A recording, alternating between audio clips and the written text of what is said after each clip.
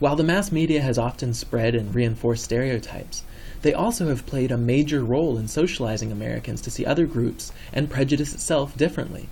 This 50s-era Superman comic explicitly promotes new pluralistic norms.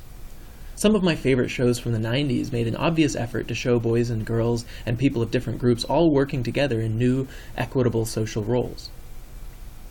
And studies show that gendered prejudice has decreased for many people, with about half the population of both men and women in the 50s saying they would potentially vote for a female president, while today, after a slight backlash against feminism since the 90s, nearly 90% say they would do so. There is some generational difference, probably tied to traditional gender role values, with older people tending to be less open to female political authority. Has integration helped break down old prejudices? The contact hypothesis says that it should, with more contact between groups, breaking down stereotypes, creating mixed new in-groups, and allowing primary relationships across group boundaries. Another advantage to this is the chance for Verstehen, or understanding another's perspective, which should help us move from ethnocentric culture shock to more cultural relativism. Of course, these assumptions are based on positive contact. How might it change the situation if individuals were carelessly forced to integrate? Surveys carried out over the last century show some evidence for the contact hypothesis. The social distance scale measures prejudice by asking people how close they'd let people of various groups get to them. It gives quantitative values to increasing levels of distance required, from willingness to join families through marriage, a 1 on this scale, to primary friendships, and on up to more secondary neighborhood and work relations. From being willing to speak to someone to barring them entirely from your country. In 1925, the average response placed people between potential friend and neighbor, but answers ranged greatly depending on the group, with some racial and ethnic groups acceptable only to speak of as polite strangers. Today, the average response places groups between marriage and friendship, with some specific social groups placed no further away than maybe neighbor. In general, social distance prejudice has decreased over time, and so has the difference individuals see between groups. One important exception being a slight increase since 2001 against certain ethnic groups, especially those associated with the September 11th World Trade Center bombings. Increasing Islamophobia, a prejudice against Muslims and Arabs, may be fueled by media selection bias.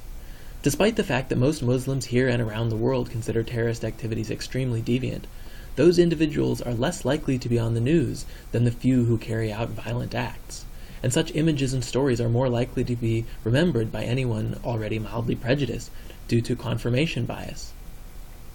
The same thing may happen with examples of gender roles being fulfilled in stereotypical ways, and of the idea that all white people are racist. But conflict theorists would say that selection bias can also be used intentionally to place blame on one group for larger social problems. Scapegoat theory shows how dominant groups can place blame on minority groups for larger social problems to distract from dysfunctional institutions or their own deviance or privilege. Finally, the historical situation itself may reinforce prejudice through the vicious cycle of discrimination, disadvantage, and prejudice. One important last note on prejudice is that there can be very different justifications for prejudice, and that these change over time and imply different levels of disadvantage. Perceived differences between groups based on sociobiology close social mobility for any member of that group, as assumed genetic differences would be a natural part of us. This is still a common excuse for treating men and women differently, as anatomical and hormonal differences between the sexes are more significant. While some still would make the same arguments about race, social integration and recent genetic discoveries have meant most people don't see as stark a difference between these groups.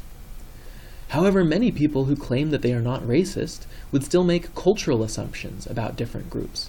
This is where you get people saying things like, well, I like black people as long as they aren't ghetto, or I don't have a problem with whites as long as they aren't rednecks.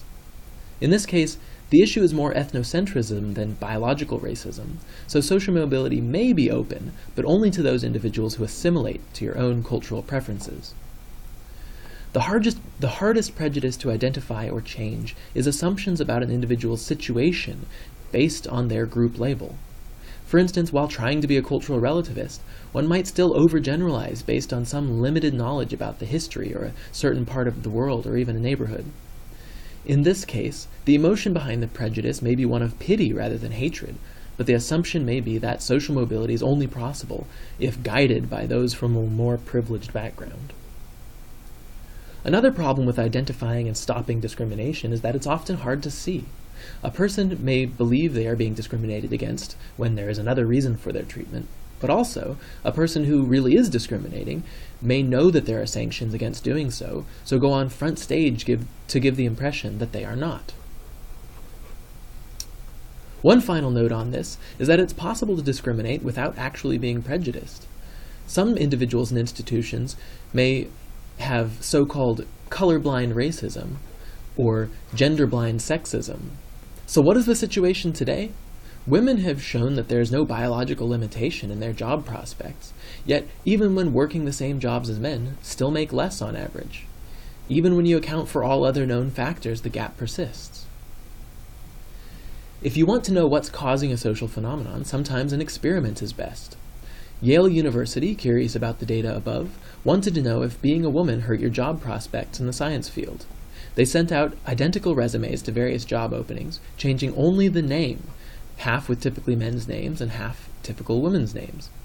They found resumes with women's names were rated lower, on average, in terms of their assumed abilities, demonstrating clear prejudice.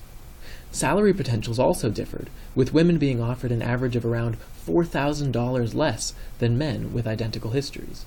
Other researchers have done similar studies with stereotypical English-American sounding names and African-American sounding names, and found that African Americans got 33% less callbacks for an interview, regardless of their level of qualifications. It's difficult to say whether this was based on assumptions about blackness itself, or about cultural differences in families that would give such names. Either way, those applicants would need to send out an average of 50% more resumes to get an interview. We've talked about how the stigma of a criminal record can hurt job opportunities, and indeed, studies show it significantly decreases everyone's chances, but it seems to be especially damaging to job applicants who are also black. Intersection theory grew out of feminist theory when it became obvious that the mainstream feminist movement was mostly white-dominated and focused on issues affecting mostly white women. Being a woman in a patriarchal society wasn't the only problem people faced. Many women of minority racial and ethnic groups, and those lacking citizenship or living in poverty, often faced additional disadvantages that needed to be addressed. Intersection means the place where all of our various statuses and situations meet, and that is what matters more than any one thing. It explains why some upper-class members of minority groups are less affected by the hidden glass ceiling that closes social mobility for others of their group, and why breaking through is so much harder for individuals facing additional challenges. In the next lesson, we need to look at the situation today, why equal rights are still not fully achieved, and how our history has created cycles of disadvantage that continue to block social mobility in our society.